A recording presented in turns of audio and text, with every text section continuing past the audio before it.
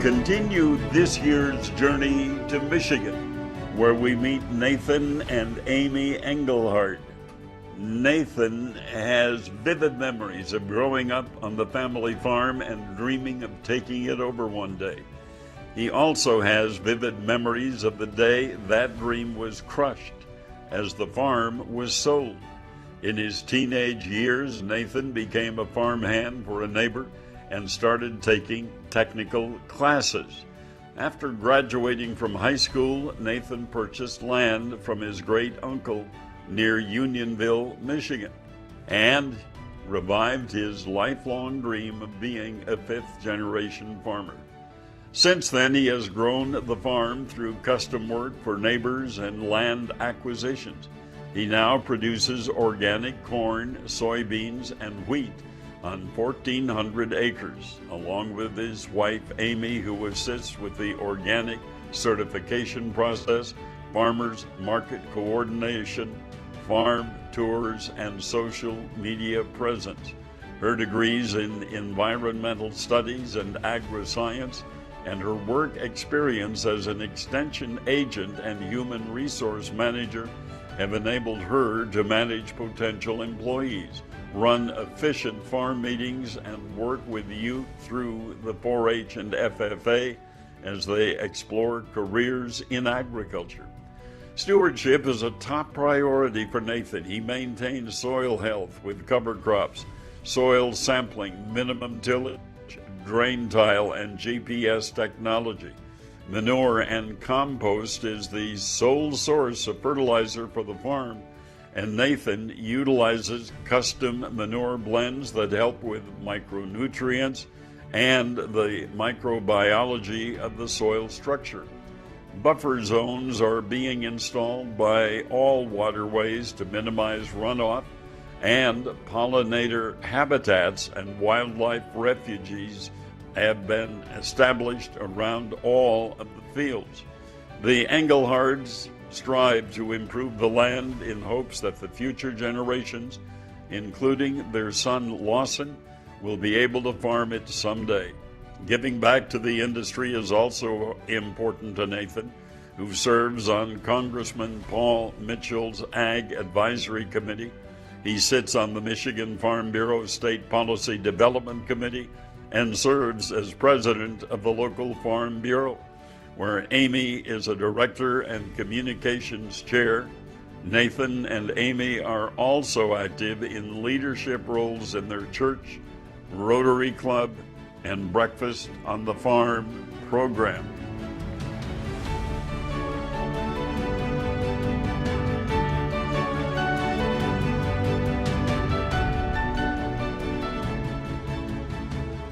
Next, we head down to meet William and Kayla Tabb in Mississippi.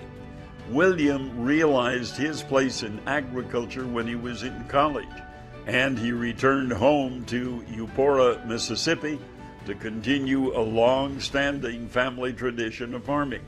He rented 185 acres from his father and planted his first crop of cotton in 2003. He accumulated more acreage in the following years and began farming peanuts as a rotation after cotton prices fell.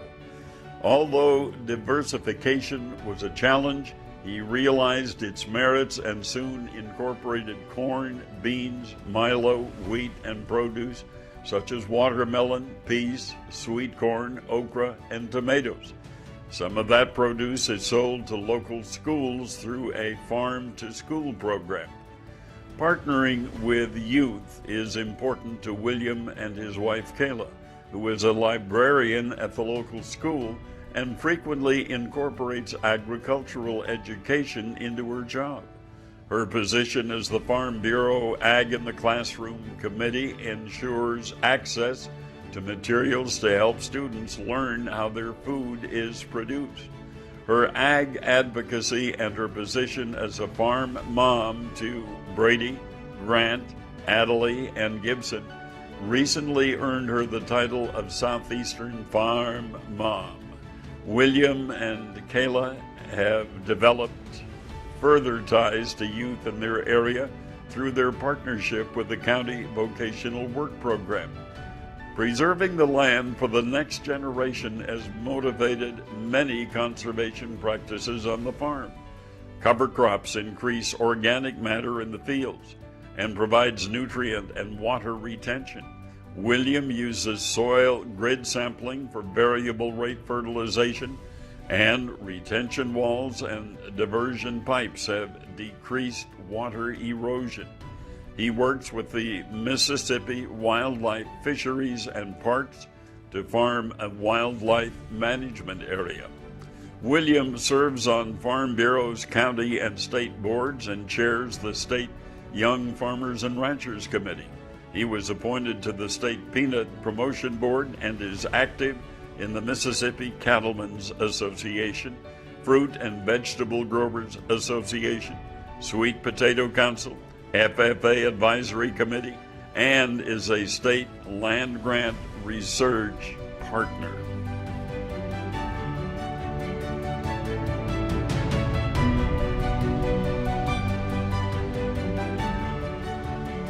Our next stop brings us to Ohio and the home of Nick and Sonny Cummings. Nick credits his involvement in 4-H and FFA with cultivating an interest in agriculture that would lead to his future career. When a local farmer gave him a job moving wagons of grain from the field to the grain bins at age 16, he knew that somehow he would become a first-generation farmer. At 17, Nick convinced a local banker to loan him enough money to buy a baler, which he ran nearly every day that summer. In paying back that loan, he established a relationship with an ag lender that he maintains today. He rented his first 25 acres at age 19, and he now raises corn, soybeans, wheat, hay, and feeder cattle on nearly 2,000 acres in Fayette County, Ohio. Nick relied on advice from experienced and successful farmers in order to make sound decisions and move to the next level in his agricultural career. He made more connections through the farm equipment and real estate auction business, where he meets farmers from across the Midwest. His wife, Sonny, provides sound advice as well, having grown up on a multi-generational farm in addition to her job as an elementary teacher and duties as a mom to Tyler, Hannah, and Hayden. She manages the finances and fulfills many other roles on the farm. Today, Nick and Sonny are focused on ensuring agricultural opportunities for their children in the future. Conservation measures on the farm include grid soil sampling for variable rate applications. Nick has maintained and improved surface drains and 3 different waterways on his acreage, and he has tiled 350 acres. He has partnered with a regional seed company to raise seed soybeans, allowing him to be on the forefront of seed development as well as acquiring seed at a cost-effective price. Given his background, it's not surprising that Nick prioritizes giving back to youth agricultural programs. For the past 10 years, he has worked with the local FFA alumni and youth to hold a consignment equipment auction, raising thousands of dollars to award scholarships to further the students' agricultural careers. He also is active with the Ohio Farm Bureau, Corn and Wheat Growers Association, and his church.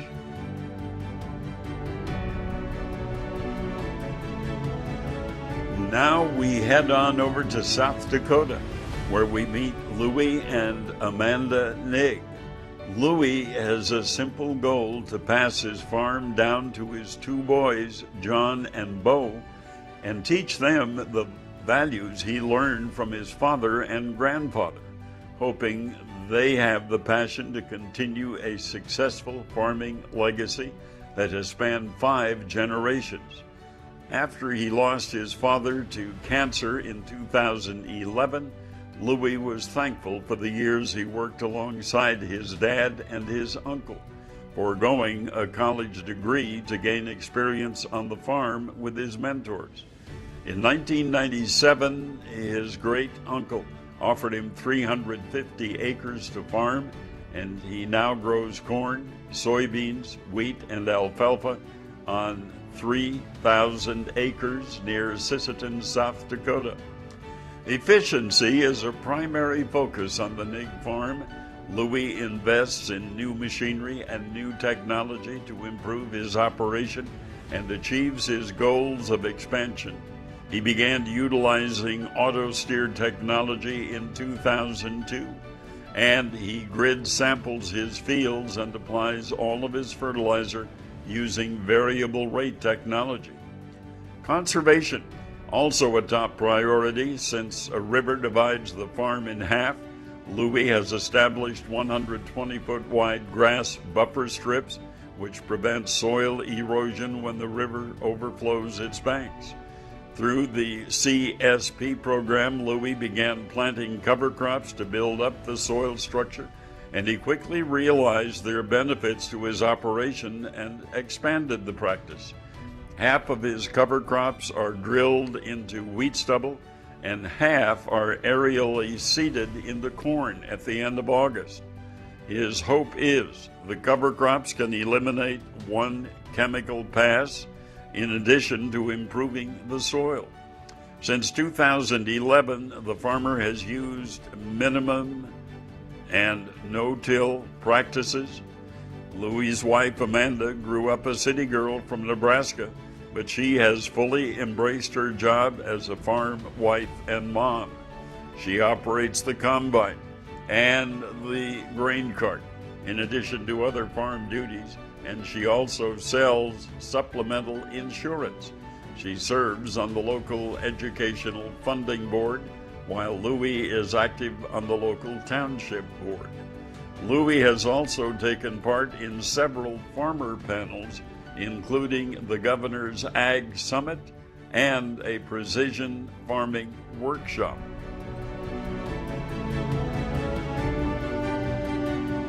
Our last stop this year brings us to Wisconsin and the home of Sam and Jen Zimmerman.